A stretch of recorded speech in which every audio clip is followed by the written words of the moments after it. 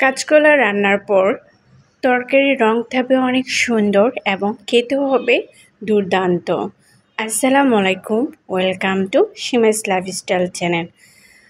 আশা করছি আপনারা সবাই ভালো আছেন।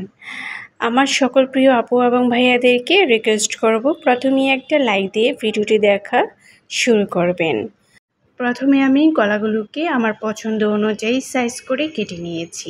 আপনারা আপনাদের পছন্দ অনুযায়ী কেটে নেবেন। কাটার পর আমি সরাসরি পানির মধ্যে রেখে দিয়েছিলাম। 2 থেকে 3 মিনিট রাখার পর দেখতেই পাচ্ছেন কলা থেকে যে কষ থাকে সেটা উঠে চলে এসেছে। এখন আমি ছেঁকে নিয়েছি। এভাবে পানির মধ্যে রাখার পরই কিন্তু তরকারি রান্নার পর কালো হয়ে যায়। তো আমার এই টিপসটা ফলো করলে অবশ্যই তরকারি কখনোই কালো হবে না। তো দেখতে পাচ্ছেন আমি প্রথমে একটু লবণ দিয়ে দিয়েছি আর একটু হলুদ দিয়ে দিয়েছি। এখন আমি একটু ভালো করে মাখিয়ে নেব। আর এই টিপসটা অবশ্যই ফলো করবেন, তাহলে তরকারির কালার আসবে খুবই সুন্দর। আমি এখন 2 থেকে 3 মিনিটের মতো রেস্টে রেখে দিয়েছি।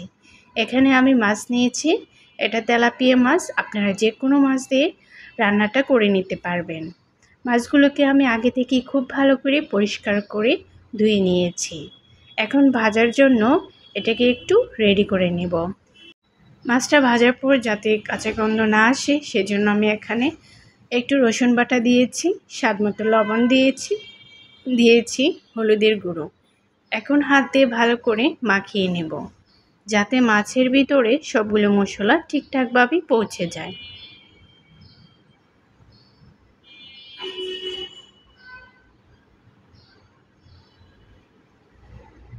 ভিডিওর এ পর্যন্ত এসে যারা লাইকটা দিতে ভুলে গিয়েছে, আশা করছি আমার সকল প্রিয় আপুরা এবং ভাইয়ারা লাইকটা দিয়ে দিবেন।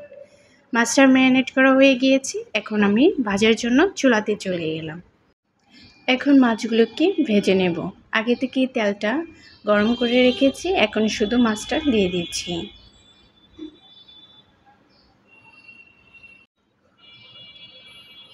এখন আমি কলাগুলোকে আবারও পানি দিয়ে ধুয়ে নেব। একটু হাত দিয়ে কচলিয়ে ধুয়ে নিতে হবে। এতে করে যে কলার মধ্যে কালো কষ থাকে সেটা পুরোপুরি চলে যাবে। রান্নার পর তরকারিটা কালার আসবে খুব সুন্দর, একটুও কালো হবে না। এদিক দিয়ে আমার মাছগুলো ভাজা হয়ে গিয়েছে। এখন আমি এগুলোকে উঠিয়ে নেব।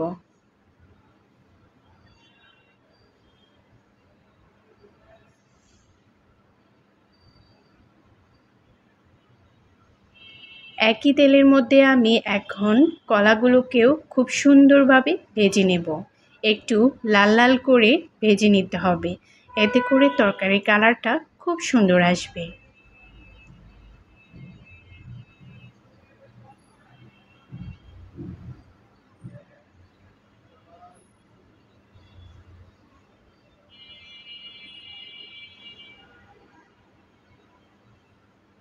দেখতেই পাচ্ছেন আমি কলাগুলো খুব সুন্দর করে লাল লাল করে ভেজে নিয়েছি। এখন আমি এগুলোকে উঠিয়ে নেব। একটা কড়াইয়ের মধ্যে দিয়ে দিলাম একটা বড় সাইজের পেঁয়াজ কুচি। মাছগুলো ভাজার পর যে তেলটা অবশিষ্ট রয়েছিল সেই তেলটা আমি এখানে দিয়ে দিচ্ছি।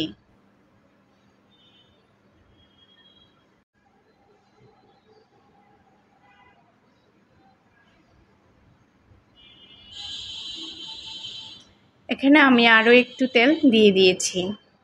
আদা রসুন পেস্ট দিয়েছি 1 চামচ। একটু ভেজে নিচ্ছি, এতে করে কাঁচা গন্ধটা চলে যাবে।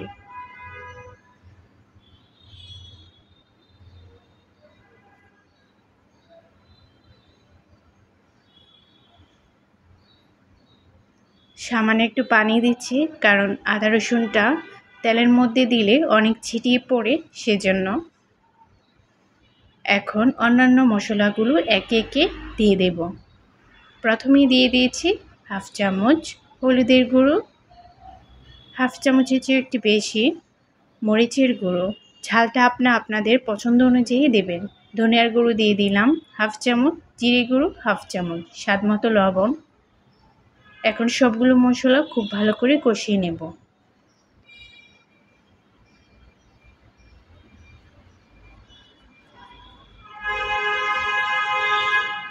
মশলাগুলো খুব ভালোভাবে কষানো হয়ে গিয়েছে। এই পর্যায়ে আমি ভেজে রাখা কলাগুলো এখানে দিয়ে দিচ্ছি।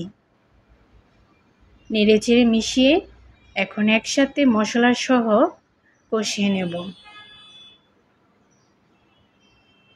খুব ভালো করে একসাথে কষানো হয়ে গিয়েছে। দেখতেই পাচ্ছেন একদম ঝোলটা কমে গিয়েছে। এ পর্যায়ে আমি এখানে দিয়ে দিব পানি। আপনারা অবশ্যই কলার তরকারির মধ্যে ঝোলটা একটু বেশি দেবেন, কারণ রান্না শেষে অনেকটাই ঝোল কমে যায়। একেবারে ঝোল কমে গেলে খেতে একদমই ভালো লাগে না। আমি তরকারিটার মধ্যে বেশি ঝোলও রাখবো না এবং কমও রাখবো না। এখন এর উপরে আমি ভেজে রাখা মাছগুলো দিয়ে দিচ্ছি। এখন আমি আরও 3 মিনিট রান্না করে নিয়েছি। রান্নার শেষে ফাইনাল লুক দেখতেই পাচ্ছেন কত সুন্দর একটা কালার চলে এসেছে এবং কলাগুলো আস্তে আস্তে রয়েছে। এইভাবে কাঁচকলা রান্না করলে খেতে মাশাআল্লাহ অনেক মজার হয়। তো আমার আজকের রেসিপিটি আপনাদের কেমন লাগলো অবশ্যই কমেন্ট বক্সে কমেন্ট করে জানাবেন। যদি ভালো লেগে থাকে তাহলে লাইক, কমেন্ট, শেয়ার এবং চ্যানেলটাকে সাবস্ক্রাইব করে পাশে থাকার বেল বাটনটি অল করে দিবেন, যাতে করে নতুন কোনো ভিডিও আপলোড দেওয়ার সাথে সাথে আপনাদের কাছে নোটিফিকেশন পৌঁছে যায়। আজকের মতো এখানেই বিদায় নিচ্ছি। দেখা হবে নতুন কোনো ভিডিওতে। পরবর্তী ভিডিও দেখার আমন্ত্রণ জানিয়ে আজকের মতো এখানেই বিদায় নিচ্ছি। আল্লাহ হাফেজ।